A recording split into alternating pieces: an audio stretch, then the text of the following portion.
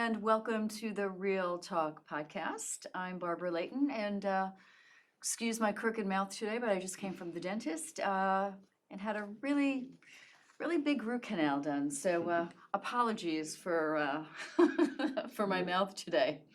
As you know, we're very excited to do this podcast. And one of the main objectives for doing this is because we've both realized, Jim and I, that there's just a real yearning, real deep yearning for connection and conversation, which I believe is probably stronger than ever before. Absolutely. And yet there seems to be like a real fear in making those connections right now. I've been noticing that. Jim, have you? Absolutely, absolutely. The idea and passion for the Real Talk podcast is for us in this community to really get to know one another on a much more intimate level. Not just hello, how are you, but some real conversation, and just digging a little deeper with questions that make us realize that at the end of the day, we're just not all that different at all. And we share the same fears, we share the same yearnings and insecurities and dreams, for goodness sakes. And at the same time, discovering more of who we really are as we share and empower one another. And you get to do that when you have real talk. Absolutely. Between two and people. real people that can do that. And we have one today, right? We have a great guest today. Kate Plumb.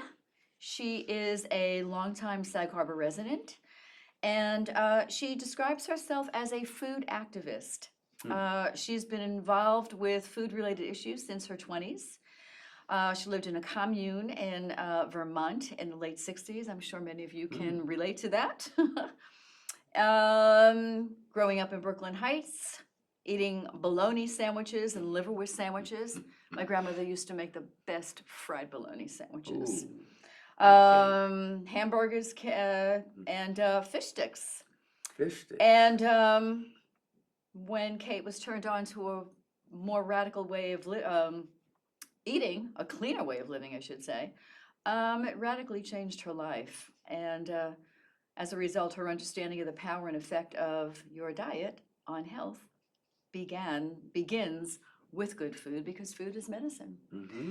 So, Kate, would Terrific. you come and join us, please? Come on in, Kate. Terrific. Wow. Thank you, Barbara. I also wanted to mention that Kate, you've been running these farmers markets out here forever. Can you talk a little bit about that? How you got into that? What you love about it, and tell us, please. That's where we met. We met at the farmer's market. Yeah, the one at East Hampton Village. Right, Market, it kept yes. going, and you showed me everything going on there, and Well, I like to introduce people. You were talking about these connections, and yes, absolutely. that's how important what Barbara was saying. It's Absolutely. And farmers markets are a great source, a great way to connect with people, deeply, and because you share how everyone has a commonality of wanting to eat food close to the source that it's grown. So that's part of it. I originally got introduced to the farmers markets because I was a part of the founding of Eco Farm, East End Community Organic Farm on Long Lane. It was a public-private partnership. And right after 9/11, and when Jay Schneiderman was the supervisor of East Hampton Town, there was a sea change. If you all remember 9/11, something happened, and which periodically happens in our, our lives, our community lives, our societal lives.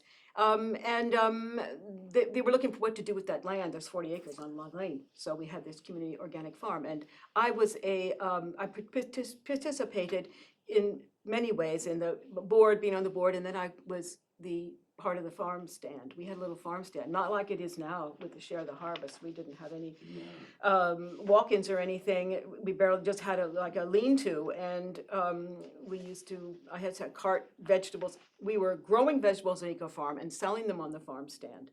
And then I got involved with the Sag Harbor Farmers Market, which was started in 2004. The ladies from Dockside, Stacy and Elizabeth, allowed us to have a little piece of land on next to their restaurant on Bay Street in Sag Harbor.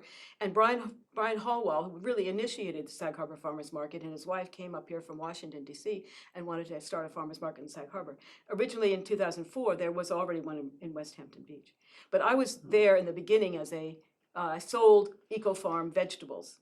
And there was about 6 of us vendors there. This was a very beginning. Yeah, and were you part of the rental? People could rent a little, Oh, an eco parcel farm, that there were you 20, grow- yeah, there still are, Still 20 are. by 20 patches. right? Was it, Annie Bliss and Lauren Jarrett were really interested, or, they're pioneers in terms of that. Yeah, we had yeah.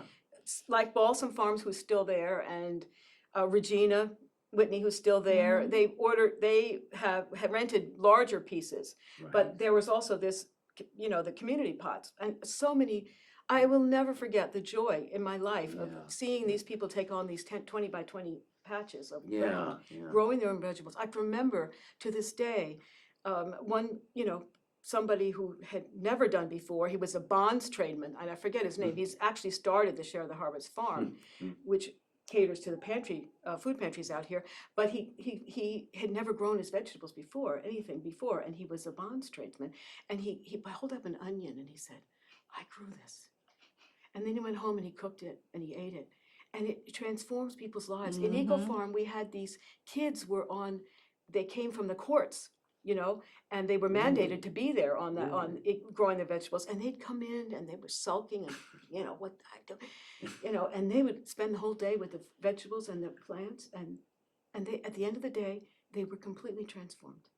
You get to share when you're growing vegetables together, when you're weeding or whatever you're doing together. You tend to share intimately. It's like being in a sauna or something. You kind of have to get naked and you share each other. And I saw the transformation in the kids and those kids and the people who are growing their own food and then taking it home and preparing it and cooking it and eating it. And not only that, wasn't the land going to be built up? I mean, if you didn't do what you were doing in the tree farms, we would have rows and rows of houses or settlers. Well, I don't remember now. That was over 20 years ago. I know that I think Dean Foster owned that land, but I can't remember that too much now. But it was a very unique private Yes. ownership of that land, and still is to this And day. right across from Iconic Farms. And the high school. In the high school, and there was a very bad temic scare in those days. Because of what the land had. There was arsenic in the soil. I remember that, yes. It was a huge hullabaloo in those days. And rightly so, because some of those kids from the high school had gotten non-Hodgkin. Yes, they did. wow. Yes, they did. And they were beginning to trace that to the water because of the temic that had been used as a fertilizer on that land particularly, and all the other lands out here, because the farmers used this fertilizer. It had temic in it, and the arsenic stayed in the soil. So that's why it had to be organics, because when you put organics on land that's been contaminated, the organic material will eventually heal the soil. And that's an understanding that, and that's, I think, why the East Hampton, that land was mandated to be organic. How long does that take, Kate, for that to I have happen? no idea. It depends on the For the level of healing to- contamination. Yeah, I think it takes a while. few years. But you're talking, getting back to what you were saying about how this man was completely transformed, this bondsman. Yes. Transformed by Yes. the farming, seeing the product. He actually grew it Yeah. hands-on. Couldn't believe it. You see so many young people right now heading to farms and becoming farmers right now. They're leaving their jobs, their desk jobs, they're leaving their offices, and they want to just get their hands dirty That's right. in the That's right. land right now. That's absolutely true. That's what you see.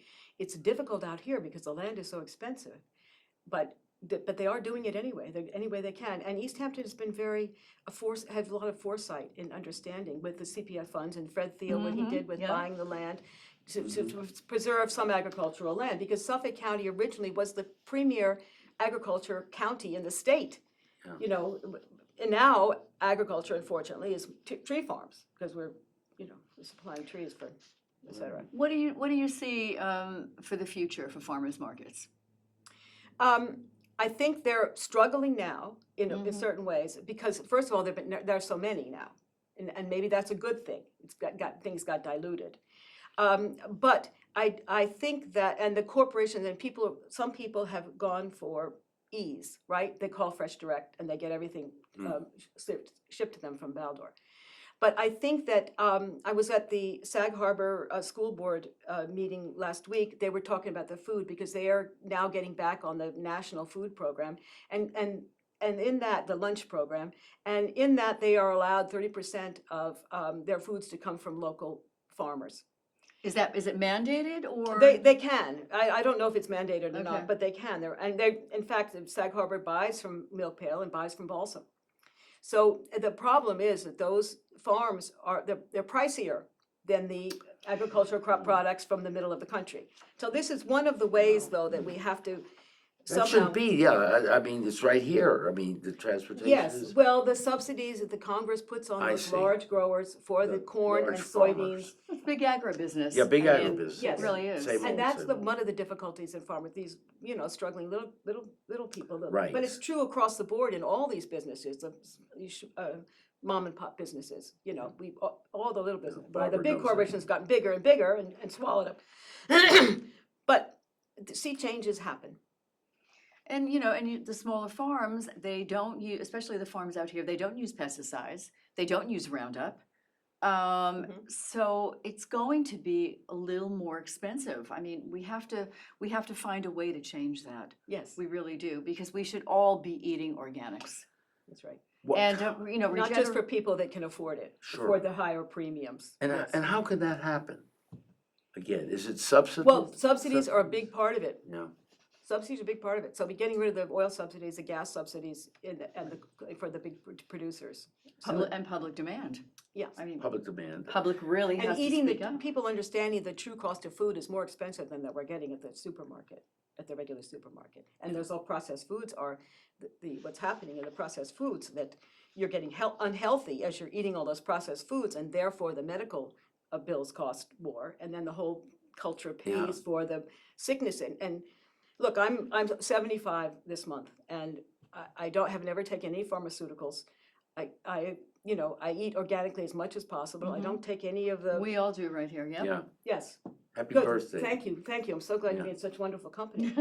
And we still have our minds, pretty much. Pretty much. And no meds. And no meds. And No no meds, meds. No meds. No. Organic herbs, vitamins, supplements. Just Yes. a little curious about the kosher market. I mean, is there more and more availability of that? Is there interest in that in terms of health as well? I don't know. I don't really Okay. know about the kosher market so much. Because- It's not Sorry. necessarily organic. Right, Organic is the most important thing. The Grown most without important thing, pesticides okay. or fertilizers. Yes, that's right. It's not necessarily. It's not organic. necessarily. And- And, it's insane that Roundup is still legal in this country And not in other countries. and not in other countries. Right, just this country, yes. and we have a pretty progressive, understanding political machinery here in East Hampton that gets that most of the time. Yes, That's yes. wonderful East to hear. Hampton Town, yes, East Hampton Town Board has traditionally understood that. Both parties, I mean, have sort of worked together on this basic issue, would you say, board? Well, I couldn't generalize like that. I don't Okay. really know enough about that. Okay. Both parties, it's mostly Democrats now. In the old days, Right. it was Republicans, but Right. Yeah. it's Democrats. I mean, Kate, you're such a passionate woman and you're Yeah. so passionate about so many things.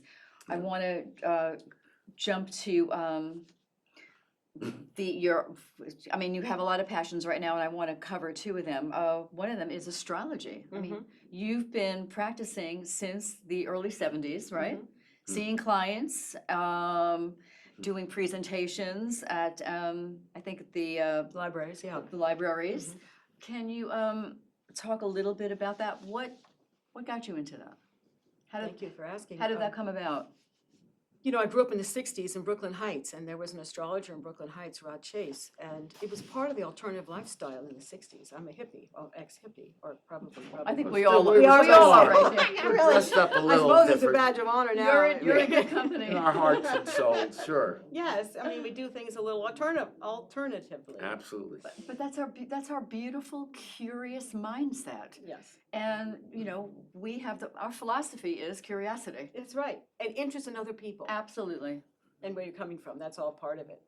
So I had my first chart done when I was in the 20s in Brooklyn Heights, and I wanted to study right then and there. I believe that probably another lifetime, it just was part of my who I was, and I just carried it. Because when you get into something early, 18, 19, 20, you're generally considered that. But I liked the understanding that the cosmos is not separated from us, that we are a part and integrated in the cosmos, in the planets. We're not causing anything. The planets are not causing it, but there's a synchronicity to time and place and space. When your moment that you're born, the planets are in a certain moment up in space, right? And your soul has chosen that moment to be born. is That how I very believe. second, and not by chance, right? Not by By chance. You've chosen it. choice, help me understand that in the audience. Yeah. You make a choice, or you use that Between word? lives, Plato said, between lives, we have lives passed in front of us, what we want to, and we choose one. Because when you die, theoretically, I mean, I'm not a theologian, but Right. when we die, we have a life review, apparently, and we, make choices in between Okay. lives. And So I've chosen this. you choose everything, yes. Okay, Yes. all right. Fully responsible I'm- for our lives, 100%. Absolutely, from Okay. nuts to From- from soup to nuts. Birth to Birth, yes. we're from womb totally- to tomb. That's a nice way of saying Well, it. Womb to- Cornell West. I Yes, borrowed that from womb to him. tomb, well, that's Womb great. to tomb. We have a short time between womb to tomb, but Very evidently, short. but evidently we have other choices as well after. No, I mean Oh, well, you mean before we come in? before and after. Yeah, perhaps. yeah, and then Okay. you have to we review it, and Okay, review. I believe that, Okay. And so astrology is one way, because that moment in time, and then when you leave this earthly realm, you've had your little journey, and the planetary patterns that are making, the revolution of Saturn every 28 and a half years, the moon every 30 days, it goes Age around. of Aquarius.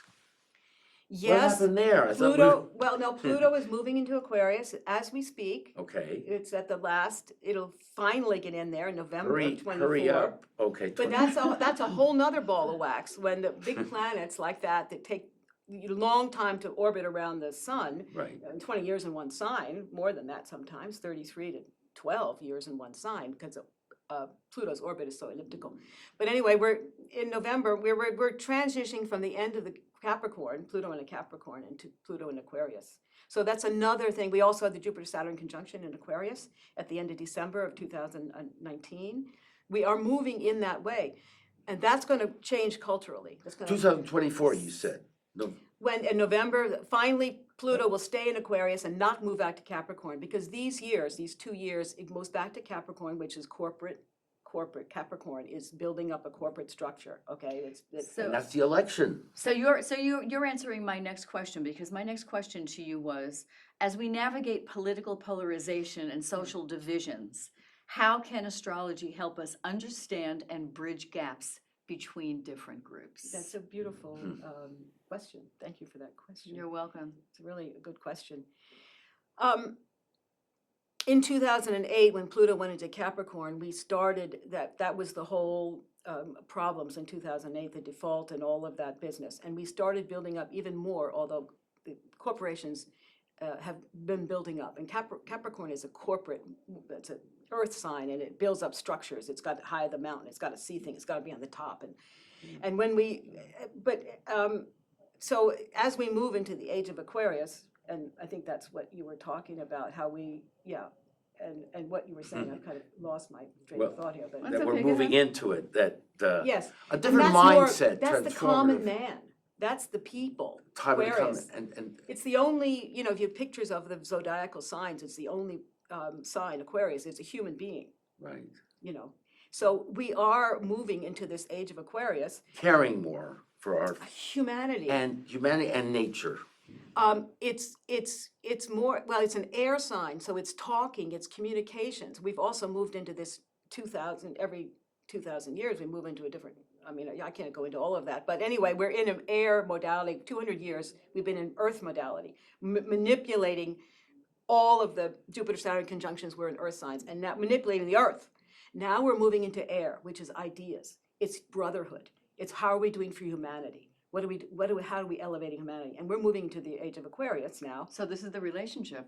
Absolutely. The relationship, the influence, Air the, sign, the talking, connection. connecting with human beings, yes. You know, when we had Hair, right? Yes.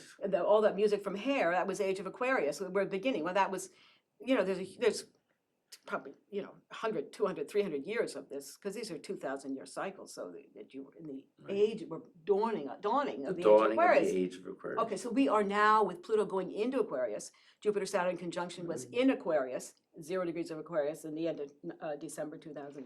And that influence, Kate, is specifically what at this moment in time? Humanity. Humanity. Real Because talk. Aquarius is the only sign, you use the other sign, the Cancer, crab, and, you know, Capricorn, goat, but Aquarius is a human being. It's the only of the 12 images, animal images of the zodiacal signs, which is a human being. So, My birthday, on congratulations. the cusp, Aquarius. well, February 19th. Well, then your age is coming in the next 20 years. I hope so. And we are rediscovering our humanity right now because Yeah. that is so necessary for us to continue life on Earth. Absolutely. right. I just want to get to Sure. a couple more questions, sure. if you don't mind. Sure. Kate, I'm throwing this real talk question at you. What is a fear that you faced head on in your life that you remember very clearly, and how did it transform you? Is there one specific one that you can think of? Fear. Yeah. Well, I was a very fearful child, that I know. I'm oldest of 5 children, and in a chaotic household. But I think the most, and who I was bulimic for 20 years, and I didn't really have any identity. I counseled myself on something, you know, if you needed me to do something, I would be that person. Because I didn't have enough strong sense of self, having negotiated in a, you know, 50s family in New York City with a schizophrenic father who was a science reporter for the New York Times. Really? And That's a mother, right. Yeah, and a mother who worked. We had 5. I was one of 5, oldest of 5. Right. So whatever was going on then, and I think that me, you know, coming to terms with my, you know, my upbringing in a way, and realizing that I didn't have to work in terms of somebody else's needs, that I could have my own needs. So, and then Your I mother learned. wasn't a great role model for that. Oh, she was. She just was? had to go to work as Okay. soon as Amy, my youngest I one, see. went back to college, went to school, in a nursery school. Okay. I kind of forget the question about. A fear, me. just The a fear, fear that that's you right. remember to this day that Yeah. you had to overcome. So it was that, yes. So And how I, did you overcome it? because I would cater myself to what someone thought I should be. And what was the fear exactly, specifically? I didn't know who I was. You know, I'm an alcoholic, and I formed myself into what I thought you needed me to be. I didn't have my own identity. And then when we moved Provisions over, I really had, at that point, but that was in 1990, I really had like a breakdown, kind of, because my partner, Lindley, and she was having her first baby after 2 other children that she adopted, and she was ready, pregnant, and her husband said to me, and I'll never, he said, "Katie, do you have someone that you could help with today, because I can't be with you today because Lindley's," and she gave birth to Jeremy on the 1st of January. We had to move the store and everything. You got to break down to break through, right? Yes, As they yes, say? yes. I think we've all experienced that. Yes. Yeah, well, So that was, okay, and that started my road to recovery from this looking for somebody outside of myself to define me, rather in terms of me defining myself. did the women's movement at that time help much? Do you identify with that? What's going on there?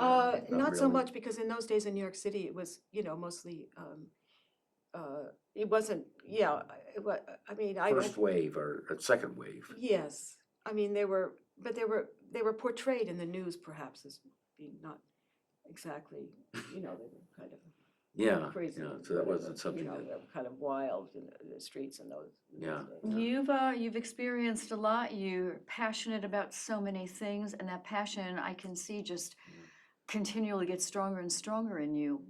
What are you most passionate about these days, Kate Plumb? Yes. Mm. Well, I am completely passionate about helping to get Robert Kennedy elected, and Robert Kennedy For President Jr. of the United States. For President of the United States, yes. Why? Because we are at a certain crossroads that it's either you're going to be taken over by the military-industrial complex, drug-industrial complex, these prison military. all also, of that All of that. Eisenhower warned us when he left office. Right. You know, be careful more, and he was very clear about it. Why won't that happen? How will President Kennedy? How will Robert Kennedy? Because Jr., he's a man for the people, and he is not beholden to any of these corporate, you know, situations, that he doesn't need the money from the corporations, and he's totally into people individually, healing themselves and supporting the gap. We've had over those years when you know, the gap between the rich and the poor have just got Right. widened and Got widened and widened. widened. And even during COVID, it got even bigger because it was only the big corporations that were allowed to be in business. So do you find him speaking to issues that really no other candidate is doing at Oh, this my at this heavens, point? yes. Absolutely, fearlessly. And, you know, it's really so poignant on every issue. He is speaking to the people that have not had any power in all of these years. And every women's issues, the indigenous, you're just Right. speaking to the Environmental. little people, to all of us. And Jim, not to mention all the environmental Absolutely, yeah, things no, that he has done, right? right, absolutely, it looks like, no, okay, we're not out of time, okay, I thought we were. Keep Okay, going. We have a few more minutes. okay, it's my fault, sorry, no, I've had him on my show in the city, I Yes. was very Yes. impressed with him as well. Yes. What was the most impressive thing for you? The way you talked about the fearlessness, yeah, you know, the openness, the mind that was ready and willing to open up to what was happening. That it wasn't closed. It was somebody you could begin to talk about. And it wasn't that he had everything figured out. He admits that. But it was such a breath of fresh air that we also experienced when John Kennedy became president. That's right. And I supported That's right. his father That's right. That's right. enormously too. And he's really been silenced for 20 years now, and now he's come to terms that this is the only way, and that people are going to real people are going to have a chance, because the corporate world has just swamped us. The military-industrial complex has just swamped us completely. I think we can say quite strongly that he's a real proponent of real talk. Yes, he is. Real talk. Nothing is hidden. Everything is talked about. Yeah. I admire him greatly personally for that. In fact, his whole journey and his years of recovery himself, because I'm an AA person, and I don't know if I say that, but anyway, I have trouble with my own addictions and stuff, and so part of recovering is to own up. And to let people know that we are, Yes. all of It's us. all humanity. We all have our little foibles We and have our character foibles defects. and weaknesses and so on. That's what it And is. that for and real. that's what connects us. Yeah. That's what makes us human beings. Well. That's what our humanity is about. That's right. That's right. Well, Supporting we're one gonna another. follow this race very, very carefully, and Love to have him out here. and I gotta say, I And am have him right a here. very big fan. Thank you. I am a very big fan of Robert Kennedy Jr. I'm a fan, and we won't get into this now, but I'm, I'm a very big fan. all So, right. Kate, thank you. Keep those passions going. Thank you. And Thank you both Thank very you. much. I'm so glad you're here. Thank you so much I'm for really having me. so glad that you're part of our community. I Yes, really thank you, mean Kate. that. Thank you I very much. really mean that. Thank you very So much. thank you so Thank much. you for I being do with me. one little the fish sticks. It was Mrs., what was the name of the fish sticks? Paul's. Mrs. Paul's, Mrs. okay. Paul's. It's been I ate bothering them, me. I ate them Fridays, also. every Friday. Because, Mrs. well, Paul's. because we I know, we couldn't eat meat couldn't on eat meat Friday. Friday. Terrible. Okay, we'll catch you next time. Thank you all for Thank you. joining, and we'll see you next time on Real Talk. Thank you very much. See you next time.